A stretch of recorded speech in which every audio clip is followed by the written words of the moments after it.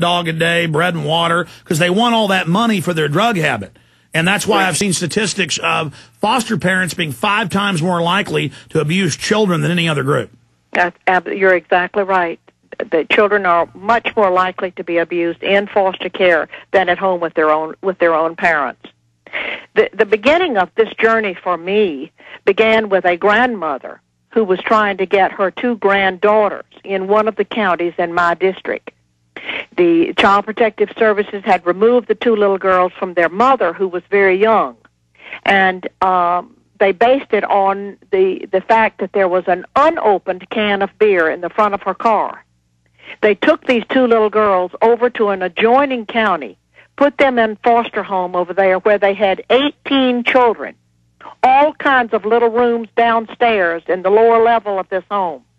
And one of the caseworkers in that county was a pedophile. Of course. Who lived in that home and regularly sexually molested the children who were in the foster care. Ugh. When this came up in court, I went to court with this grandmother and sat in the back of the courtroom.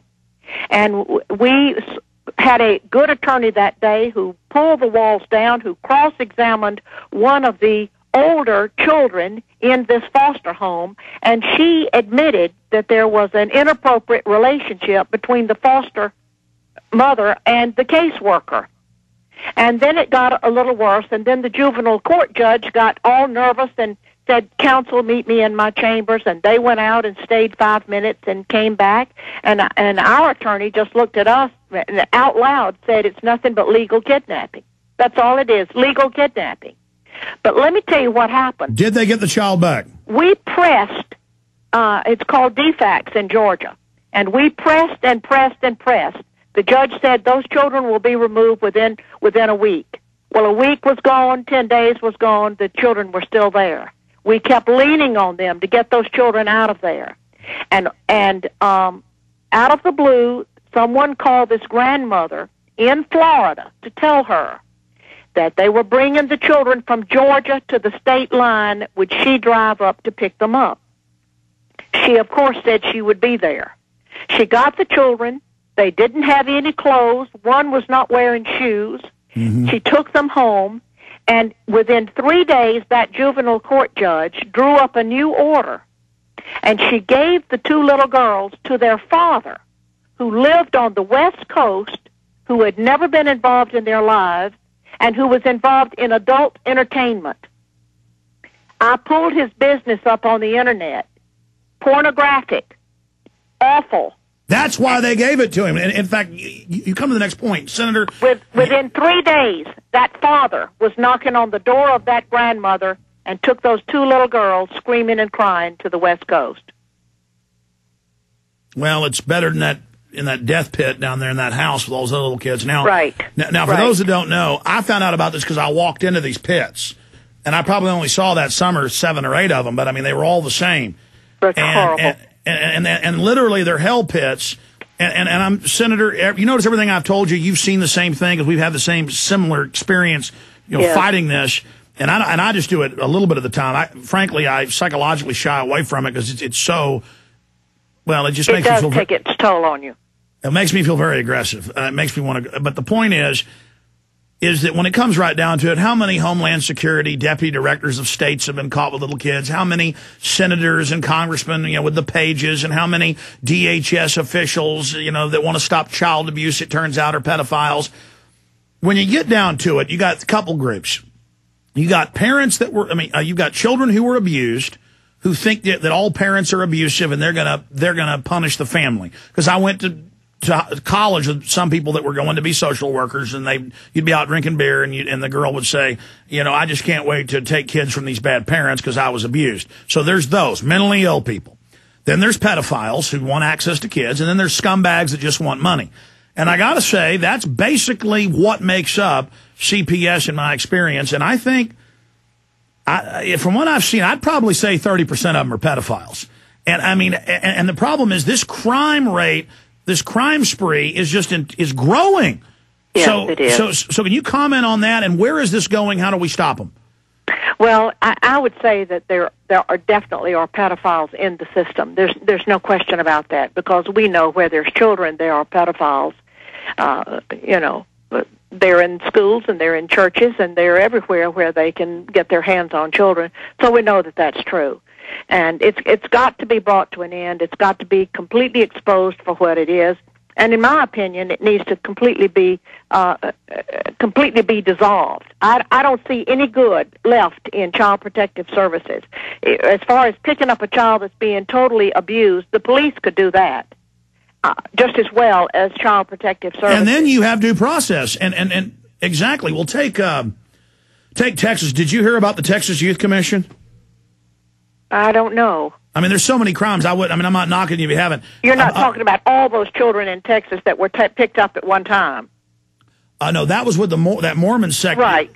Did you hear about how the child jails and the child facilities had organized pornographic rings and big rape parties for the children, and the state police found out about it and then weren't allowed to stop it, and now they forced the director out because he did the right thing?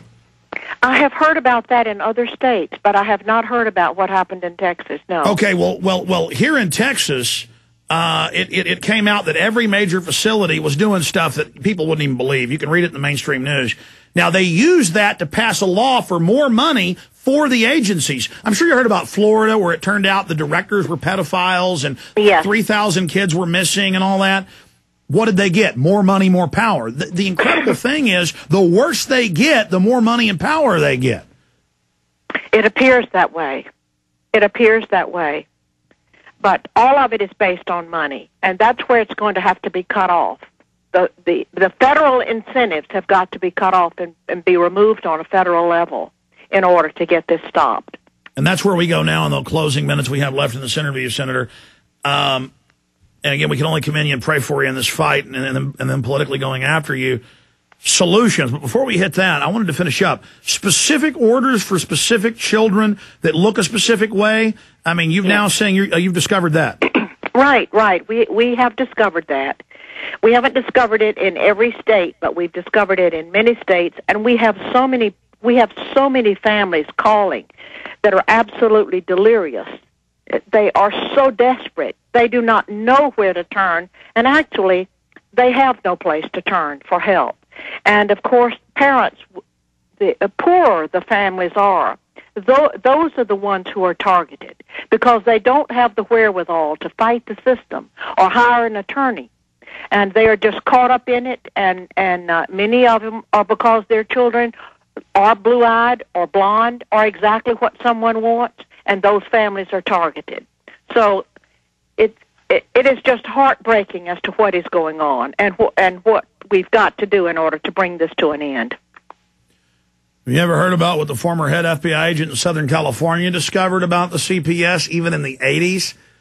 They have public auctions, closed auctions in Las Vegas with the kids on the block. These people. Well, man. We have some states now that put the children on the internet, and you can just go through their pictures and choose the one you want. See how pure evil's just right out in the open now, like it's no big deal. And then there are some children that even if you might like to, if a really good person who is really trying to help a child will choose that child, oftentimes then they refuse to let these parents have the child.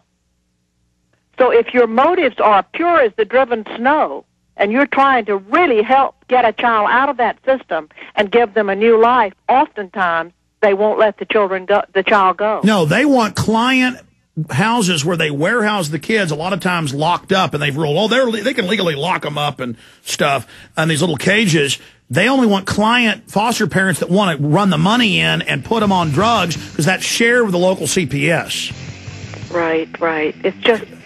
It is one of the most corrupt situations that we could ever have in this country. And well, what we need is to take the country back, have mass trials, and hang about 10,000 of these people high, because this rivals the Nazis. By the way, the Nazis had CPS. That's how they started grabbing people's kids. The year Hitler was elected in 1933, he was a eugenicist. We'll be right back with the senator. Stay with us. Final segment.